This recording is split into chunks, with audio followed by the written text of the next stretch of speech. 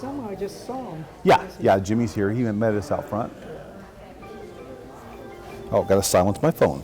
Thank you, ESPN, for reminding me of that. Here I am. There you are. Good. So are you going to introduce? I'll introduce him, and then I'll thank Lamar for hosting the event. And let's see, is this thing already live? Or? Okay. Let's see, is this thing live or not? Keep it short, and then we'll bring up John after that. Is this thing live or not? If not, how do I turn it on? Oh, it's live. Is it? Live, yeah. She Oh, I see. It's a feed to the. Okay, I got you. Gotcha. Okay, cool. Very good. Okay, let's sit down, sweetheart. Yeah.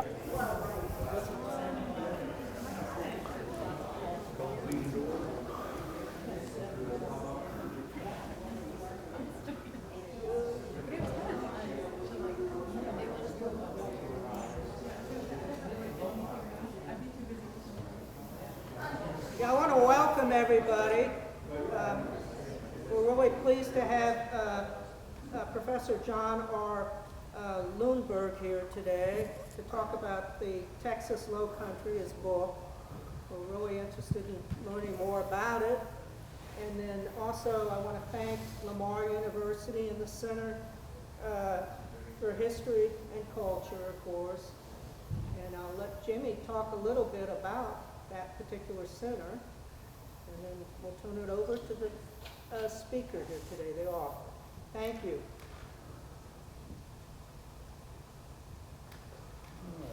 Thank you, Bill. Just a quick little reminder, if you're a student here for extra credit, not only would the library like for you to sign in over at the front desk, we have your class sign-up sheets over here on the table for the center. And for everyone else, we got information about the center over here on the table as well. And just to remind you that we do have one more program coming up before the end of the year. That will be on November the 6th. I'm almost sure, I double check before I got up here. But that'll be George Diaz from the University of Texas, Rio Grande Valley. That will come up here and he'll talk about the Mexican-American experience and the penal system in Texas during the Second World War. So that will be interesting. So for today, we're very pleased that Dr. Lundberg is coming down, all the way down from the Metroplex to talk to us today about his new book. He is professor of history at Tarrant County College South, and he is also the author of Granbury's Texas Brigade, Die Hard Western Confederates, and The Finishing Stroke, Texans in the 1864 Tennessee Campaign. He's also the associate editor of the East Texas Historical Association, East Texas Historical Journal. Yeah. All these historians and their long titles and everything. His current book, of course, is The Texas Lowcountry, Slavery and Freedom on the Gulf Coast, 1823 to 1895, which was the winner of the 2025 Summerlee Book Prize, bestowed by the Center for History and Culture for the best nonfiction book about Southeast Texas and the Greater Gulf regions. He's also the winner of the 2025 Otis Block Award. Is that right? Yes. And that's bestowed by the East Texas Historical Association for the best book on East Texas. So, without further ado, let's welcome our prize-winning author, right. Dr. John Lundberg. Thank you. Thank you. Well, thank you, Dr. Bryan, for that kind introduction. A little bit about myself. I am a professor at a community college, and so if this book took, I don't know, about 14 years from conception to completion, that's why. I had a lot of other things to do, and my institution doesn't care about research or publishing. So there you go. This started out as a project of curiosity and ended up as a labor of love.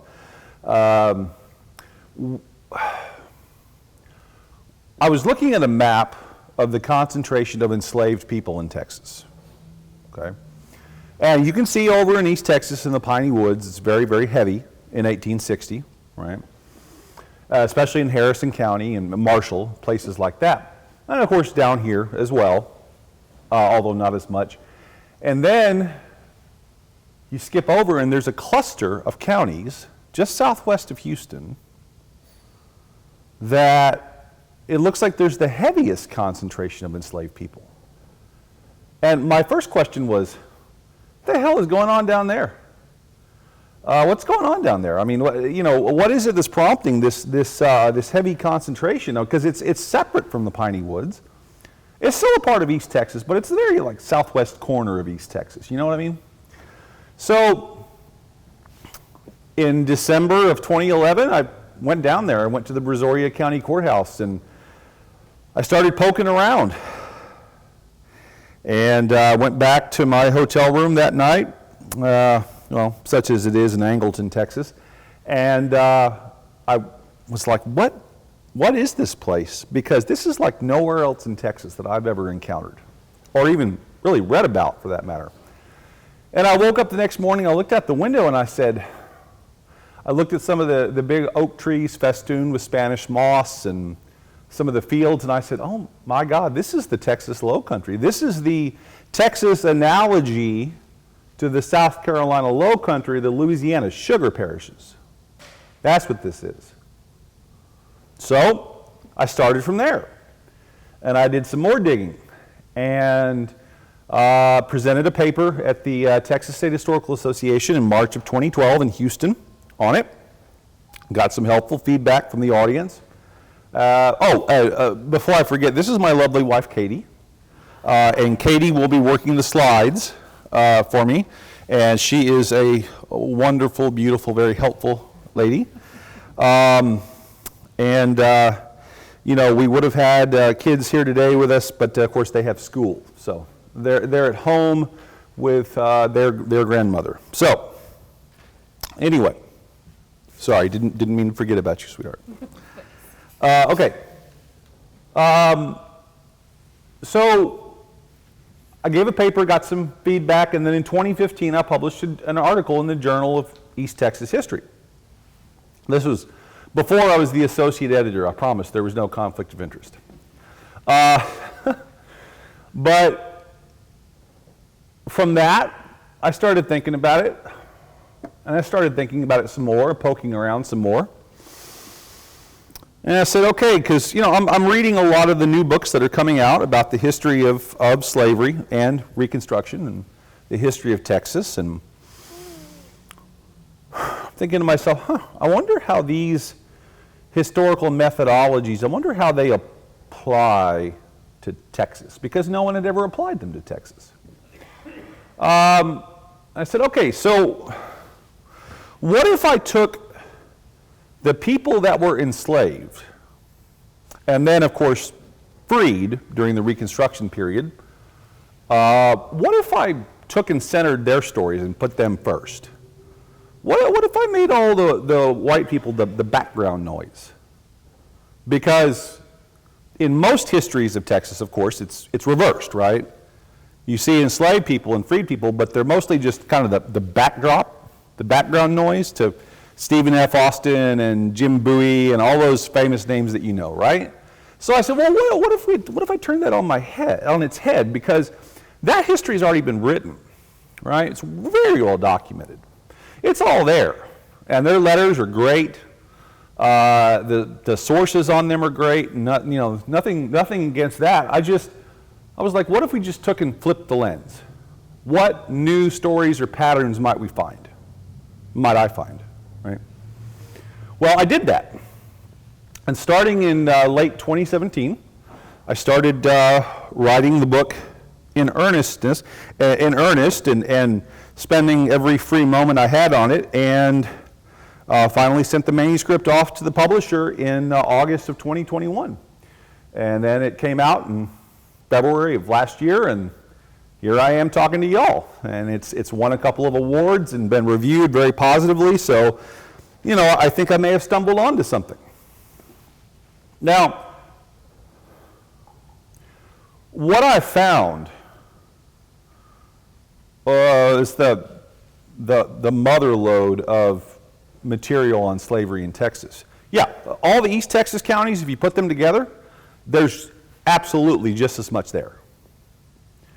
But in these 4 counties by themselves, and that is Brazoria, Fort Bend, Wharton, and Matagorda counties, 70% of the population was enslaved in 1860. So, I'm like, well, what if I told the story of the majority? And the majority down there was black.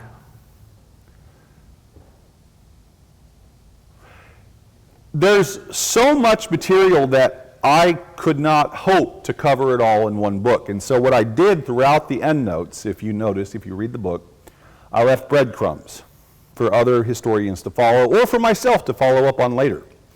But breadcrumbs to court cases that I didn't have a chance to fully explore, to stories that I didn't have a chance to fully tell, right?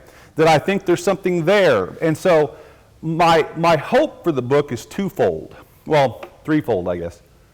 A, I hope it'll bring attention to the lives of the people that were enslaved and then freed during the Reconstruction era in Texas. B, well, I guess there's several purposes. B, I hope it'll serve as a sort of a template for how to do local history while connecting it to statewide and even national themes, right? Putting it within the context of that. Because so often we have great local history, and it's been published or it's out there, but it's not connected to the larger themes. And so people are left wondering, how does this puzzle piece fit in, right? And then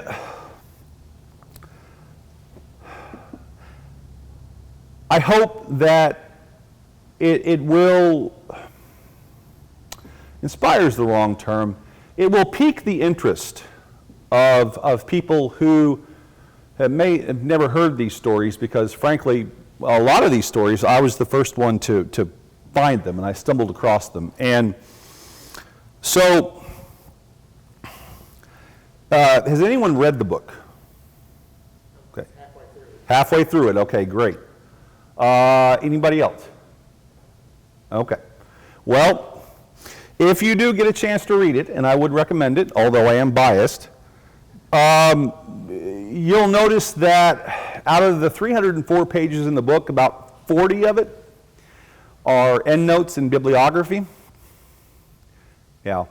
That's because I knew that this was a new interpretation that I was putting forward, and I would have to have every stick of documentation noted so that people can look at the sources. Now, you can challenge my interpretation of the sources. That'd be fantastic. I'd love to see that.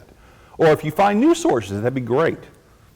But you can't question the sources. Does that make sense? Y'all with me? Okay. So, because, it turns out when you study the history of this area that there are some sacred pillars of Texas history that, they don't come off looking great. The very beginning of the book, I tell the story of how Jim Bowie first came to Texas, looking to purchase and then smuggle enslaved Africans from the pirate Jean Lafitte on Galveston Island into Louisiana in 1820, 13 years after, or 12 years after the international slave trade had been outlawed in the United States. And so that's, Bowie and his brothers did that. But that's the beginning of the story, right? And, there are other big name characters that come into play. Stephen F. Austin, who fought so hard to keep slavery legal in what was then Mexico, when it was otherwise illegal. Jim Fannin, who came to Texas expressly for the purpose of smuggling Africans in from Cuba. And we have that from his own letters.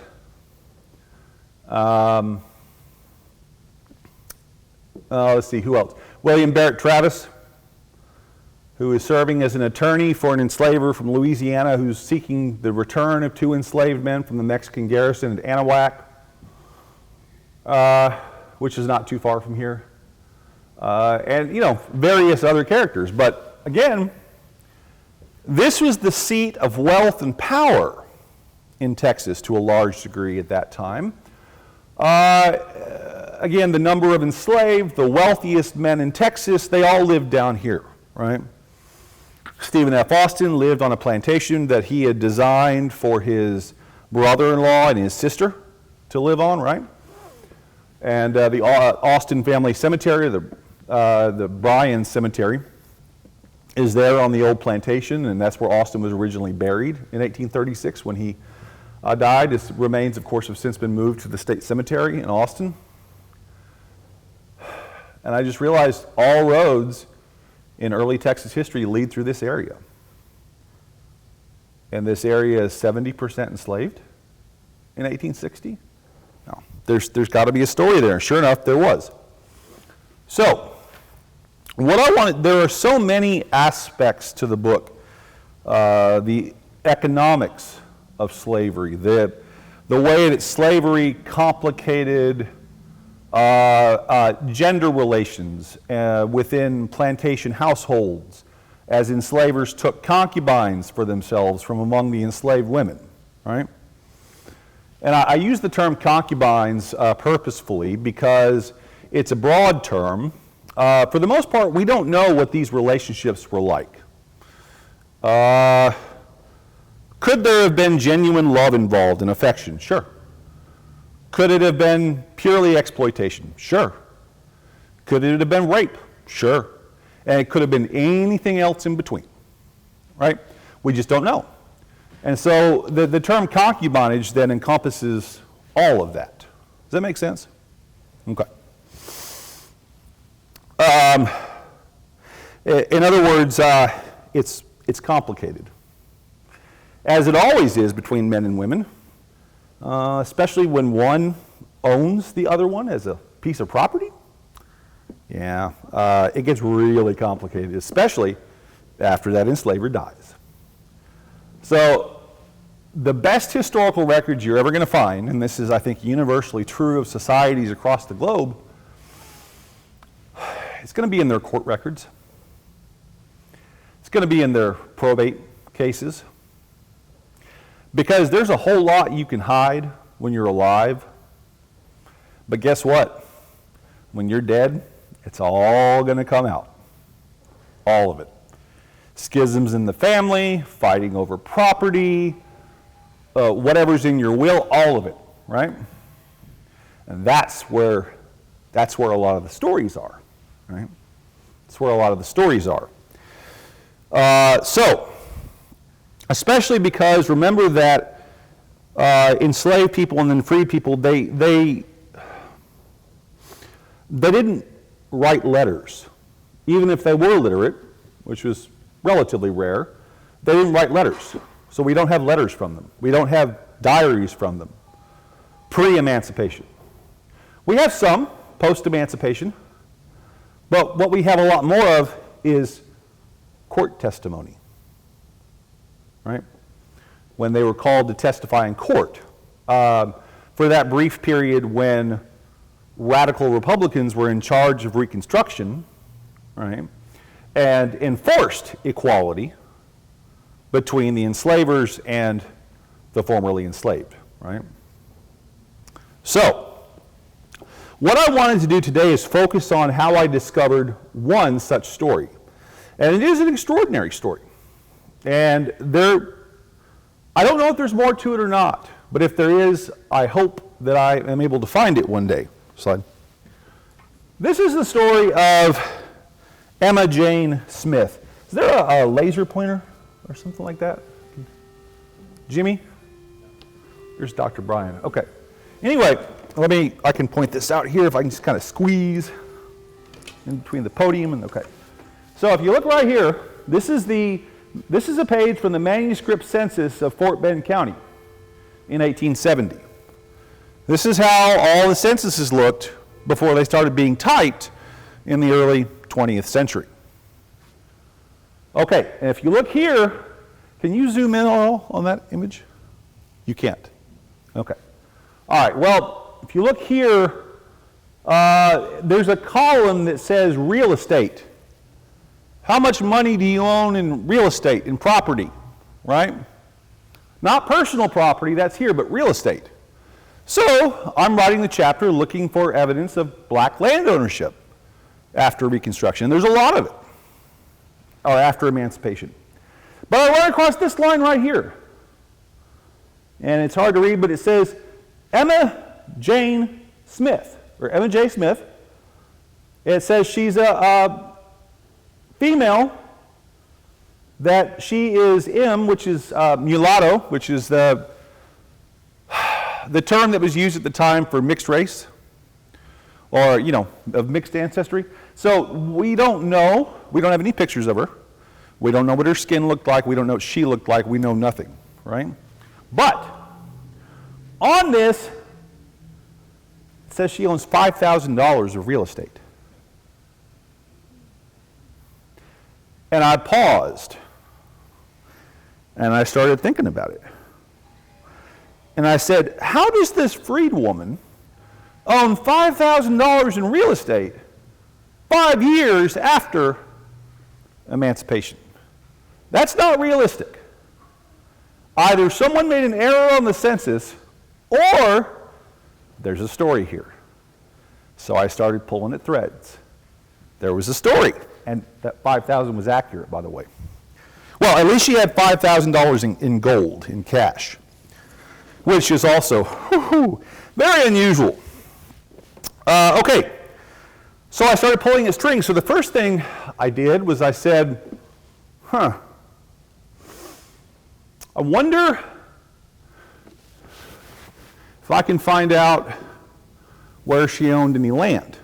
Now, these census documents, these are available on Ancestry.com or Family Search, which is free, right? But about a little over 10 years ago now, I think, could have been more, I don't know, the years kind of run together after a while. Don't worry, if you're not there yet, you will be. The Texas Supreme Court ordered all Texas counties to digitize all of their deeds, probates, wills, all of it. And why did they do that? Anyone have an idea? What is it that made Beaumont? Why is Beaumont here?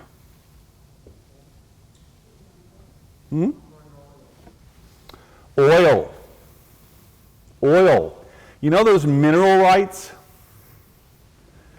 that if you've ever bought a house or even looked at buying a house, you can purchase the owner may want to keep the mineral rights, or they may want to sell them with the house. That's what's in the ground under the house, potentially, right? Okay, so the Texas Supreme Court says digitize all this because we need to trace land holdings all the way back to when those deed books are in Spanish, in many cases, okay? But what the Texas Supreme Court may not have anticipated, and I doubt they did, is that also meant digitizing all property transactions that were registered with each county for all property. And before the American Civil War, that includes human beings, people that were enslaved. So they're often named in these records. But you can also trace land ownership, deeds, prices, all of that. You can trace it through the county deed records. So I said, okay, well, I'm going to go to the Fort Bend County deed records, see what I can dig up. And let me tell you something, I don't know how many pages of county deed books, probates, wills, district court minutes that I've read through, but I'm pretty sure that's the reason I'm mostly blind now. Anyway, history comes with a price, I suppose. And if you're wondering why the book took 10 years, this is why. Because this story, I discovered this story during the pandemic. Couldn't really go anywhere, but enough of the records were digitized, and I got some help from a genealogist at a local library there in Richmond, Texas, in Fort Bend County. Called him up and I said, man, look, I'm looking for any lawsuits that have any of these names attached in this 7-year period. And he's like, okay, no problem. So a couple days later, he comes back and he's like, there's 2. And I said, okay, well, send me both of them. So he sent me digitized copies of the court cases, and I found it. And that was the linchpin that brought the whole story together, that court case. All right, so how does Emma Jane Smith have $5,000 in real estate, or at least in cash, in 1870? Next slide. All right, this is, well, it's the second page of a deed record, and this is in the Fort Bend County deed book. That shows Emma Jane Smith, who was identified here as FWC. Anyone want to guess what FWC stands for? A free woman of color. Okay. All right, there you go. So it says Emma Jane Smith, FWC. So we've confirmed this is the same Emma Jane Smith that's on the census as listed as mulatto, who was obviously enslaved before the Civil War, and all of her 6 or 7 children that are listed after her. All right? And it says that she bought 105 acres from a guy named Thomas H. McMahon, who was a partner in the First National Bank in Galveston. And the land price was $1,200–$1,300. Like, okay, well, where did she get that $1,200 or $1,300? So I read through the deed, started tracing it back, found another deed where a guy named William W. McMahon, Thomas McMahon's brother,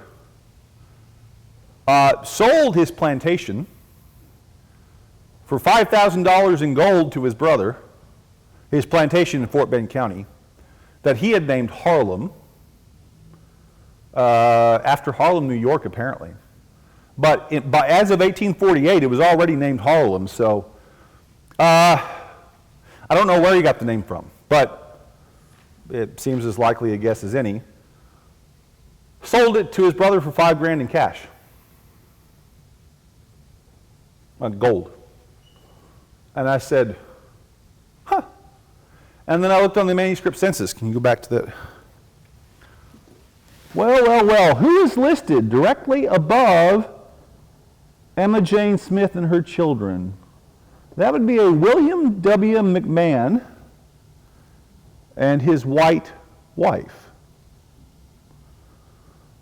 So I said, my guess is that old William there. And by the way, reading through a history of Fort Bend County, turns out that in 1848, the Houston paper reported that William W. McMahon had established the first and finest sugar plantation in Fort Bend County. Oh, okay. He and his brothers came from Alabama in 1840 and were actually there. They signed a petition to create the county in 1841. Now keep in mind, this is a man who was born roughly 1803. Well, Emma Jane was born in about 1840 or 1839, somewhere in there. So my suspicion then grew that William McMahon had taken Emma Jane as his concubine, and that those children might in fact be his, but they're listed as Smith on the census. So what can I do?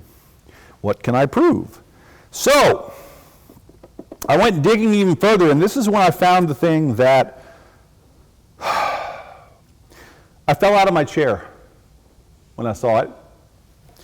I looked at it again, scratched my head, I looked at all my sources.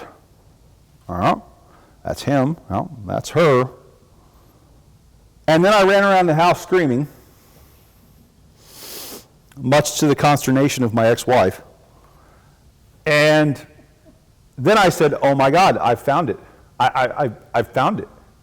And she's like, you found what? I was like, So I called a couple of colleagues and I said, okay, can you pull this up on Ancestry? Am I looking at what I think I'm looking at? And they looked at all the sources and they said, yep, that's what you're looking at. And I was like, holy mother of God. Okay, next 2 slides. Okay, there it is. You see what that is?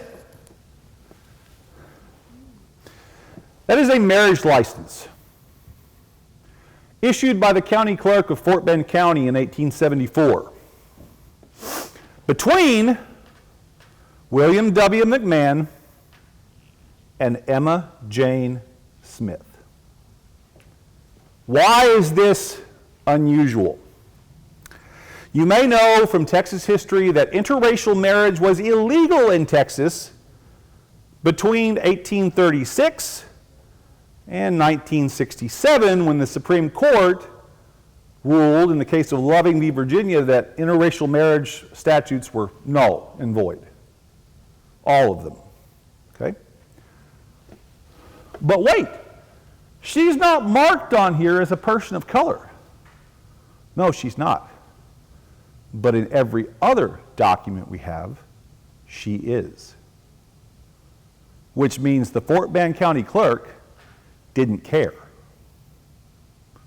The Fort Bend County clerk, who was a Republican, and radical Republican at this time, didn't care.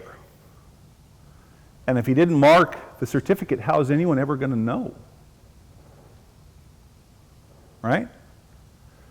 So what you're looking at there is the only documented, legalized interracial marriage formalized in the history of Texas at a time when interracial marriage was illegal.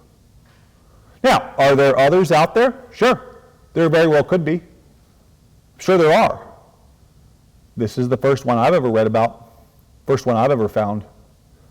And trust me, I've read a lot. First one any of my colleagues have ever seen. Even those who work on topics like interracial marriage. And there it is. They were married by Elder Jenkins, obviously someone from their church or from a church there in Fort Bend County. And I mean, it's all right there. So I said, So what that means is obviously his white wife died sometime between 1870 and 1874, and then he married Emma Jane, the woman that by that time they had had 10 children together, before and after slavery. How do I know there were 10 children? I had all of this circumstantial evidence, but I didn't have anything to tie it together, nothing to prove this was it, right? And when you're a historian, what you're trained to do is be a skeptic. You're trained not to really believe anything unless you can prove it with documents, with reliable sources.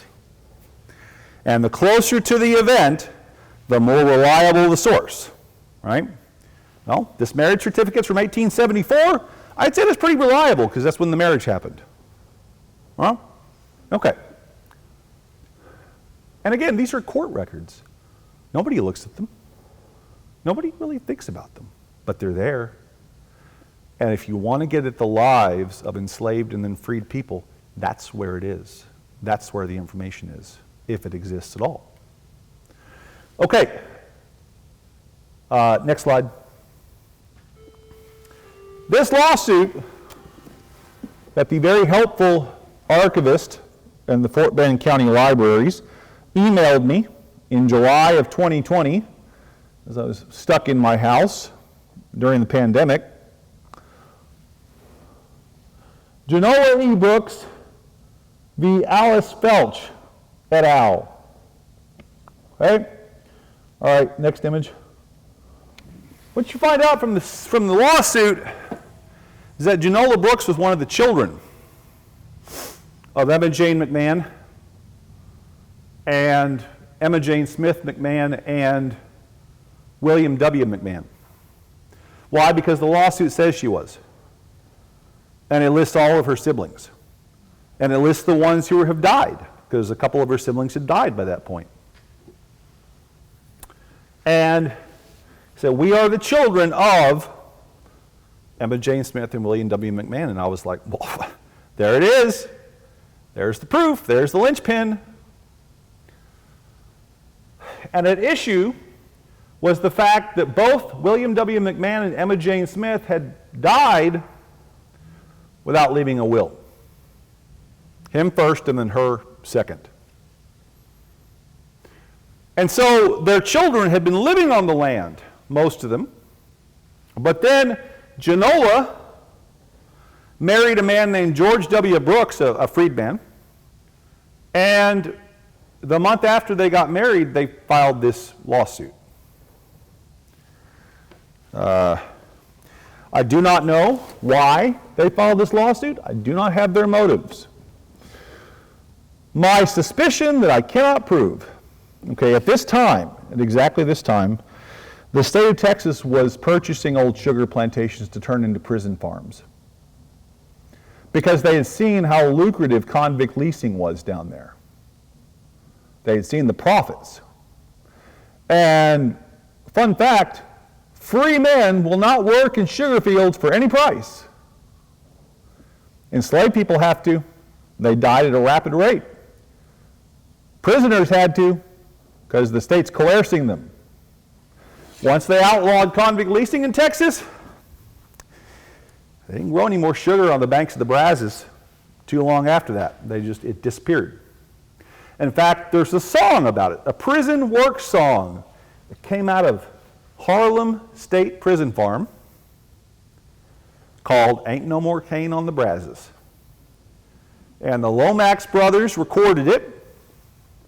It may have been sung by Leadbelly, I'm not sure. But Huddy Ledbetter, better known as Leadbelly, maybe the father of rock and roll, blues, I mean all of it.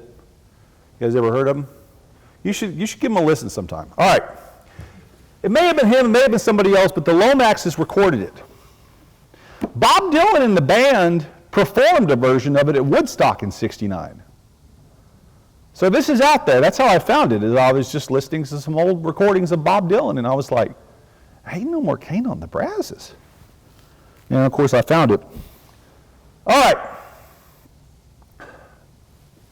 So, my suspicion is that because the state, the 105 acres that Emma Jane Smith purchased in cash in like 1871 was directly adjacent to the old Harlem plantation. Now, then the Harlem State Prison Farm, and then later the Harlem State Penitentiary in Fort Bend County. And the state still owns it. They still incarcerate prisoners there. They still put them to hard labor as far as I know. All right. But this little patch of land was adjacent, directly adjacent to that Harlem prison farm. Okay. So my suspicion is that somehow the state of Texas engineered this lawsuit. Or maybe somebody whispered in their ear. Or maybe it was their own idea. I don't know. But that's my suspicion. Because not long after this lawsuit, the state of Texas acquired that little piece of land and added it to the Harlem State Prison. Okay? It's called the Lum Farm, L-U-M. The guy who originally owned it was named Lum. I apologize for my, I'm perspiring up here. I apologize. Oh, it's warm in here, and I live in Texas, and I'm in a suit. I'm used to being in shorts and a t-shirt. All right, so anyone who lives in Texas, I'm sure, will understand that struggle to some degree, right? Okay. So this lawsuit, they said, we want legal ownership of 1/10 of the land, equally divided between the 10 siblings. Okay.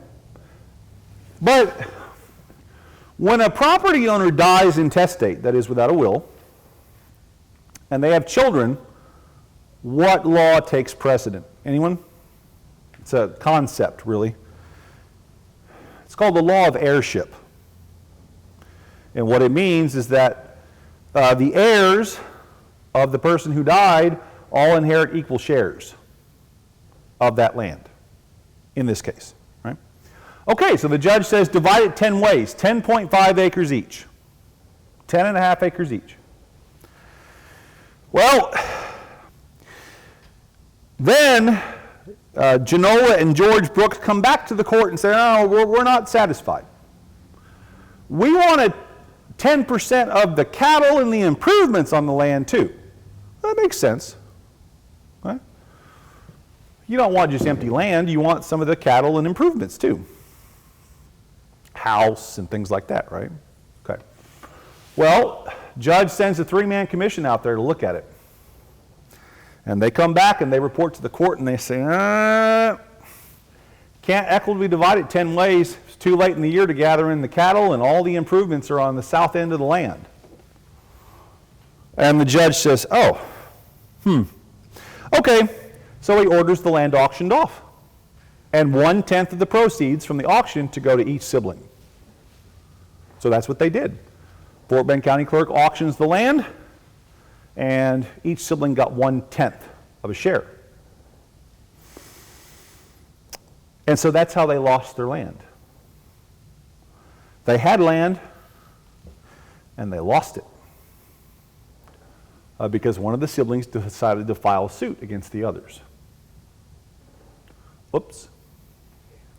The siblings all ended up moving to Houston for the most part, because most people that were enslaved, either they lived down there on land that they had acquired and kept for a long time, or they moved to Houston. Okay, and this is where, remember that Houston has the largest black community in the South, right? Bigger than Atlanta. This is where the core of that community comes from, is from these old plantations just southwest of the city. And why are they leaving? I don't know. Fear of lynching, losing their land, bad memories from the old plantation, who knows? Lots of different reasons. But mainly, their safety in numbers. Out on scattered farms, it's a lot less safe. Especially after the Jaybird Woodpecker War, in which the Fort Bend County Democrats wrested control away from the Fort Bend County Republicans in a gun battle through the streets of Richmond, Texas. It was an armed coup that took over a county government. And the Jaybirds of Fort Bend formed a white man's union association. What that meant is that if you weren't a member of the association, you couldn't appear on the primary ballot. If you couldn't appear on the primary ballot, you couldn't win election to county office. Now, as the law stood, that wouldn't fly for federal office, right? But for county and state level office, absolutely. That would work at that time. Does anyone want to guess when the Jaybird Union Association was finally ruled unconstitutional by the United States Supreme Court? And it was a case out of Fort Bend County that invalidated all white men's union associations illegal across the board. Does anyone know it was the case of Terry v. Adams? Anyone? 1953. It was 1953 before people of color could legally appear on the Fort Bend County ballot. And there was a statue to the Jaybird Association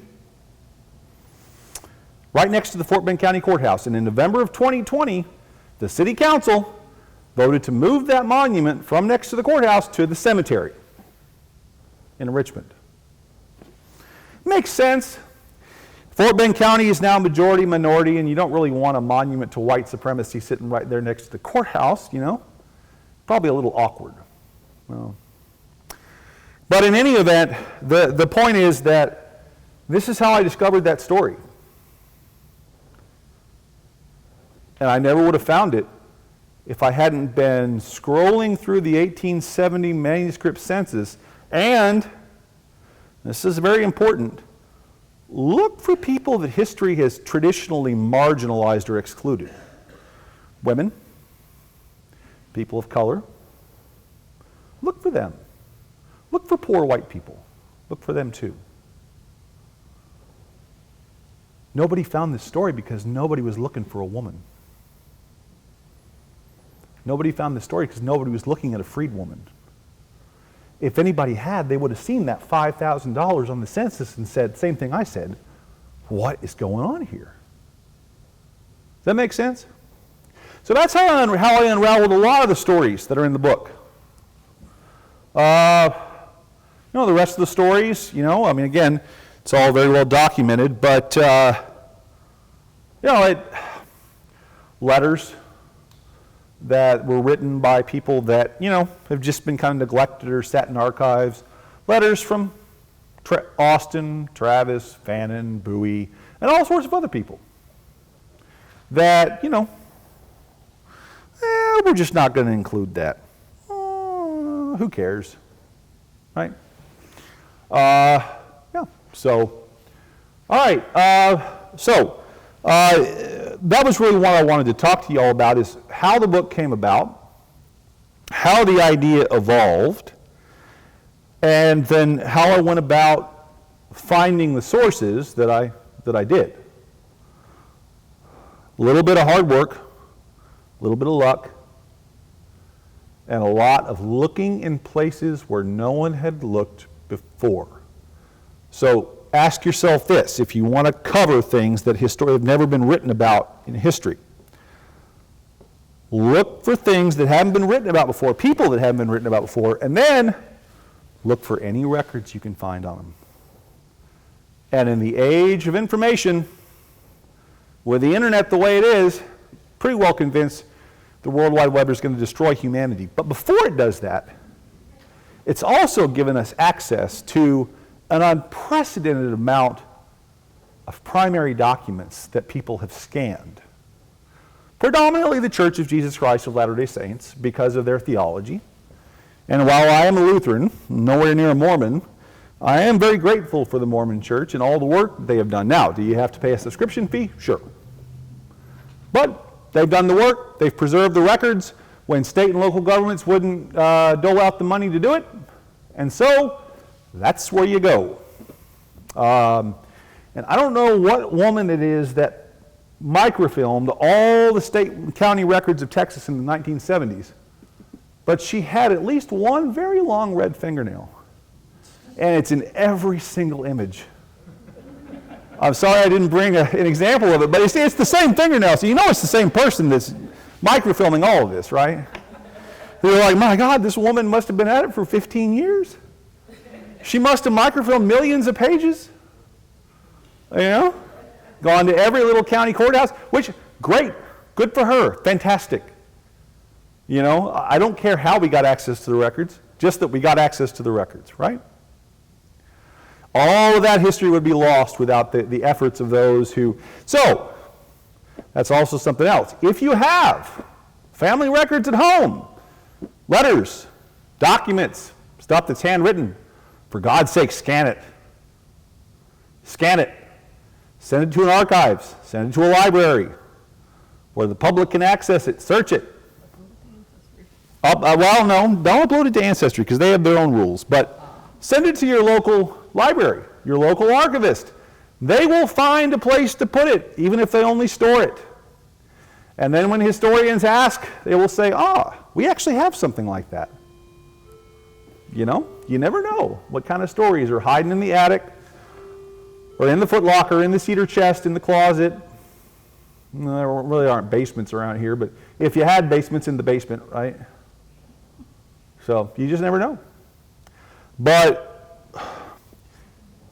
my final part was that I just wanted to say that the more time that I spent with these people that were enslaved and then freed, the more I read their stories, the more I reconstructed their lives, I fell in love with them. I cannot tell you They were incredible people. Almost all of them, just incredible people. They did incredible things. You all know the rock and roll song, Give Me the Beat Boys, right? By Dobie Gray. You've heard it or you've heard a cover of it.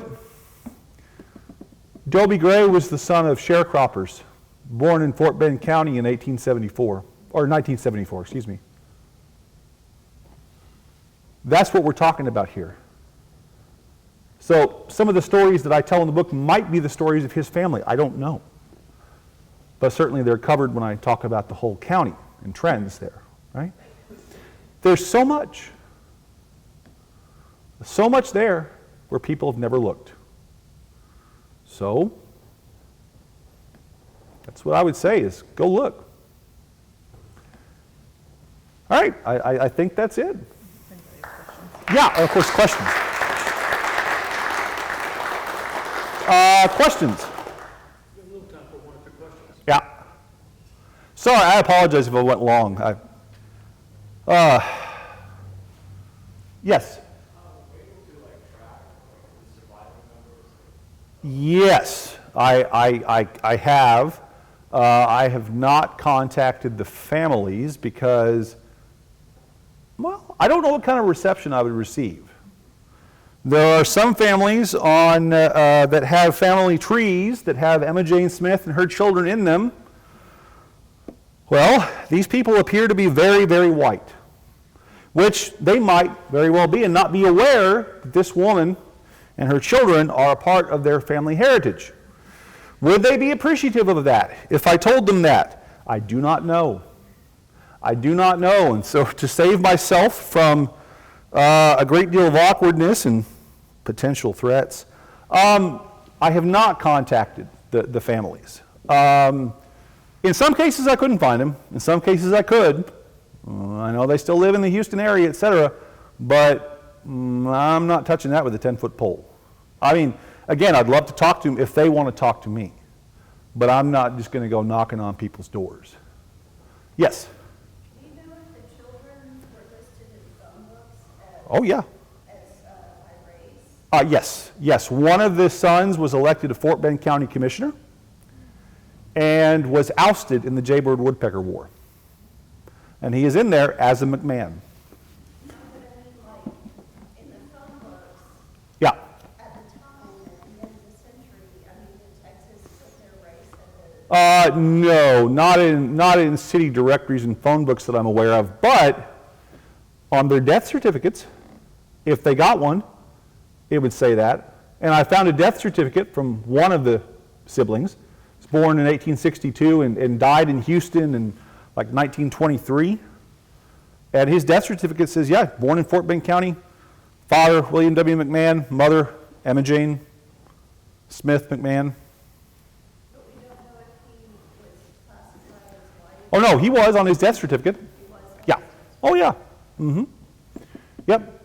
So again, oh sorry. Okay, did that answer your question? Yeah. Okay. Yeah. Yes. Yeah. First of all, thank you for the time and commitment you Oh. dedicated to this project. Absolutely. And you may have addressed this. I kind of came in a little bit late. No, that's fine. But in your research Yeah. and in your book itself, what stories or what were you able to discover that have ties to Jefferson County? Were you able to come across anything? Jefferson County was not one of the areas I looked at. Yeah.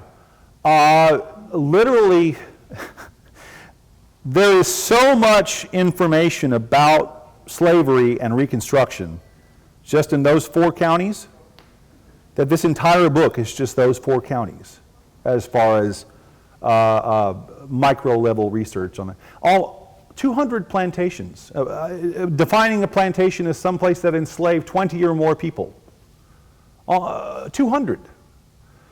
Including, I don't know, places like Mirabeau Lamar's house and outside Richmond, and he owned 17 enslaved people, so not quite a planter, but close. And he would rent them out to his neighbor to work her land, and her name was Jane Long, the owner of the famous boarding house and the widow of the famous filibusterer, Colonel James Long, who had died in a Mexican prison after leading a rebellion trying to break Texas away from New Spain.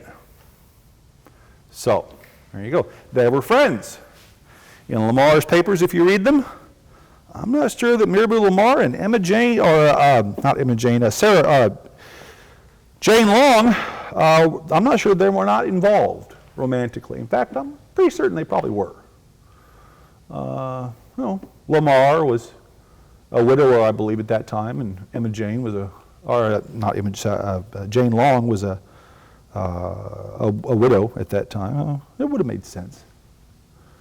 And do you have any reason to believe or speculate that the things that were going on in the counties in which you did research were different from what would have been going on in this area? No, not at all.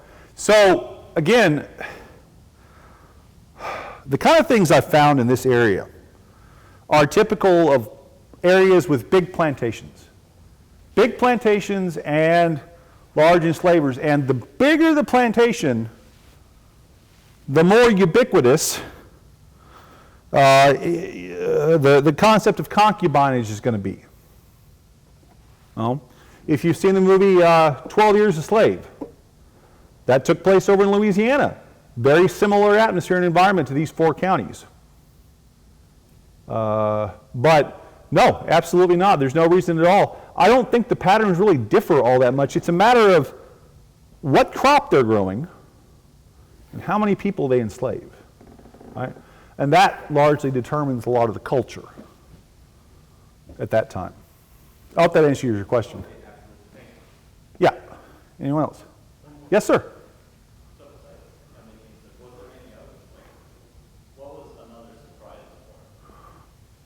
Another surprise?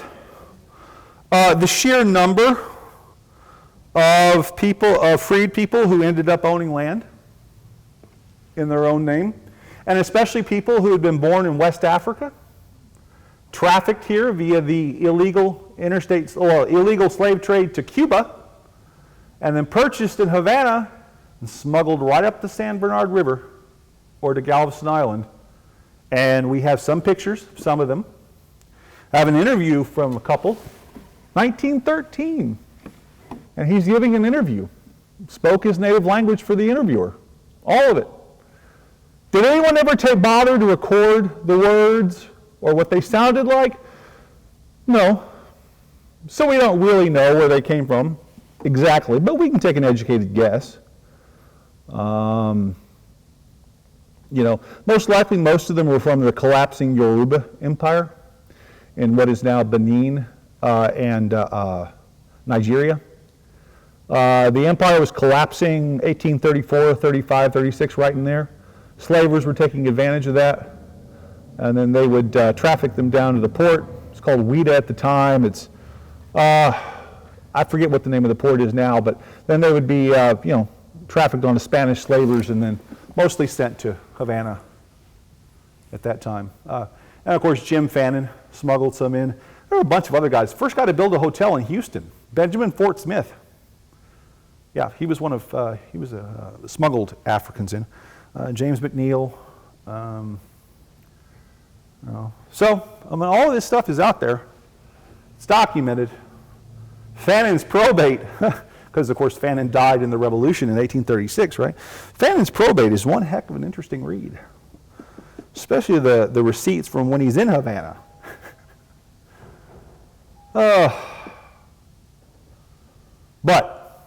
And of course one of the characters is Monroe Edwards, the inspiration for the short story Bartleby the Scrivener, who, before he tried to swindle people out of millions of dollars by forging checks and other documents, he made a slave trip to the west coast of Africa himself, sold the people in Brazil, and then used that money to buy a plantation in Brazoria County named Shenango that is now a state prison farm.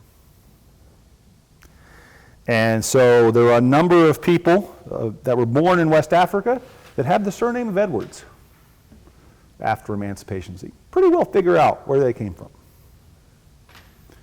I have a picture of one of them, Washington Edwards. It's in the book. All right. Okay, I think that's the time we have for questions. So thank you very much. And again, read the book.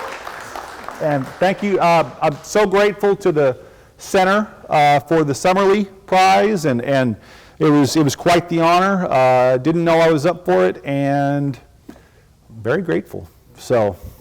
Thankful for you to come down here. Yeah, absolutely. Any time. I'll come back anytime. Check your favorite online retailer and. Yeah, absolutely. So the Texas A&M University Press website is where you should start. And then, for some reason, A&M doesn't have it. Amazon has it. I mean, it's on audio or Audible books, Barnes and Noble, and I've seen that some college professors are starting to assign it in Texas history classes and history on slavery classes. I saw one at Baylor, and I don't know where else. I think I found it at the Stanford bookstore. So anyway, but the bottom line is that it's going to become more common as it's been out there longer, right? Hopefully. I mean, fingers crossed. But yeah, so thank you very much.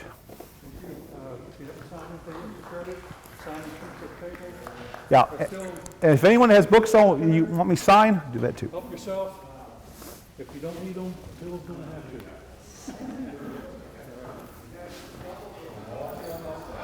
It's very interesting. Oh.